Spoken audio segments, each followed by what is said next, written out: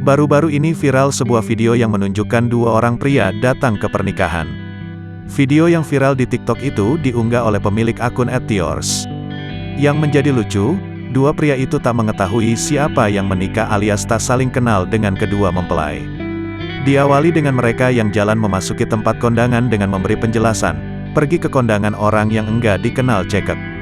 Kejadian itu sendiri diketahui terjadi di Ambon. Setelah keduanya masuk dalam area pernikahan, mereka berdua segera duduk seperti para tamu pada umumnya.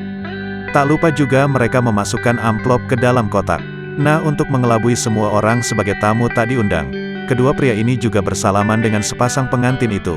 Loh, mereka naik ke atas panggung tempat pengantin berada dan bersalaman seperti tamu lainnya, dan kedua pengantin itu juga nampak biasa saja, tak sedikit pun curiga. Yang terakhir dan yang ditunggu-tunggu, akhirnya mereka berdua bisa makan seperti rencana di awal dengan lauk seperti rendang, telur balado, hingga sop.